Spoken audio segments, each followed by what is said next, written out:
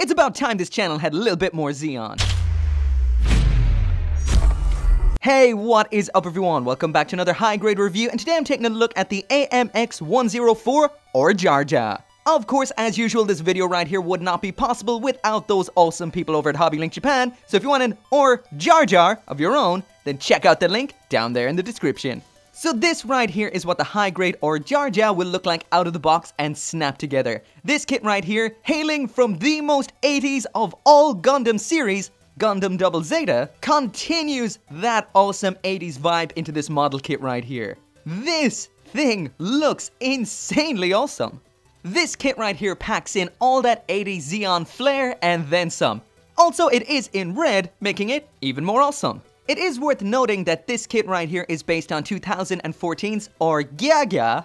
That kit, of course, is from Gundam Build Fighters, and funnily enough that this is completely the opposite way around to what we usually get. Usually the Build Fighters and Divers kits are based on kits that exist already, but it seems like sometimes it's happening the other way around. But this does remind me just how good some Build Fighters kits were, and in a way, in a lot of ways, they were a lot more superior to what we're seeing in Gundam Build Divers. All in all, beautiful looking kit right here. As for the detailing on here, it looks absolutely astounding. We've got that great red, that insanely shocking yellow, some great detailing on the grey intersections there, looking very nice, and honestly the aesthetics on this, the big shields, spiky shoulders, huge antennas on the head, that Sazabi-esque face, all in all, looking so good. Here is the sticker sheet we get in here, so not so bad. Number 1 and number 3 there, those are both for putting on the mono eye, so number 1 is separate to number 3, so you can pose that mono eye wherever you like. Number 2, that is for on the front of the rifle. 8 there is some Neo Xeon iconography, if you want to add that on somewhere. And then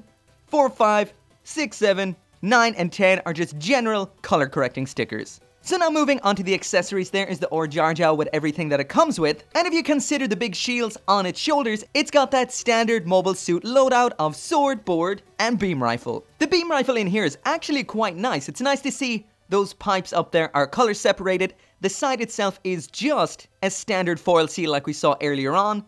We have a moving part at the back that moves up and down, and you're able to pull off the bayonet on the front and use that separately. This, however, isn't color accurate. That is what it should look like. This is what it does look like, but still, not too bad. We do have an included adapter in here, so when this is not in use, it can be stored up on the back of the shoulder. Makes me very happy. And moving on to the beam saber, and this right here is pretty cool, and you can see that this and the whole mech in general is based on the Gyan. So first off, we have the handle like this. The beam is a big, broad yellow beam. This is what it looks like attached in and in the hand. And finally, we have a scabbard for the beam saber. This attaches onto the side skirting here. And when the beam saber is not in use, you just pop out the blade, pop in this little adapter, and that sticks into the scabbard for display, just like so. And lastly in here, I almost forgot to mention, we do have one widespread right hand. So now moving on to the articulation, and as usual, from the head down. All I can say is build-wise, this is pretty good. Really well designed, besides the shoulders, but we'll get to that when we get to that. So first up, we've got the neck, which is the standard double ball polycap. That means there's a ball down here. Well, this is a bit of a preface to what's going to happen on here. This neck joint, this waist joint, and this arm joint. This one, however, seems to be fine, but this keeps falling apart. So just to save my sanity, I'm going to just voice over this part. There's the neck all the way up, all the way down. It can spin around. We've got 2 ball joints in the waist, one up here, one down here. But again, the bottom one pops off all the time. We don't have full rotation at the bottom here, and that will pop off those yellow parts for definite. We've got that standard polycap in the upper arm, which allows the arm to come in and out. There's the full rotation there. There is a couple of joints up there in the shoulder armor. A ball joint up top, a hinge below, so you can get a lot out of those. They can swing forward to put the shields in front. The shields can spin around, hinge down here. There isn't full rotation at the upper arm because it's blocked by this gray piece. There is the bend at the elbow. It's okay. Standard ball joint at the wrist. There is the front skirting all the way up. Side skirting all the way up. In at the waist here, that part can tilt side to side. There's the kick all the way up to the front. Not fantastic. Out to the back. Not really great either. As for the splits, a bit blocked by those side skirts, but you can get the majority of the splits. Full rotation up here. Fairly basic bend at the knee. And a ball joint down here at the ankle. That is it.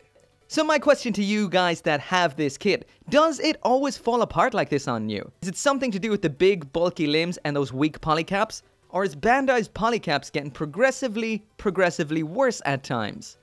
Odd. Definitely odd.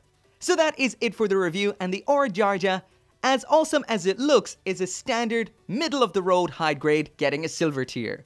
I'm gonna just assume that the polycaps on my one right here are a little bit, well, odd. So it does fall apart quite regularly. If you are careful, you can avoid that, taking into consideration the ones that are weak. For me, it is the neck, waist, and only the right arm. And it's because it's only the right arm that I wonder if it's just something up with these particular polycaps. But either way, on the whole, it is good.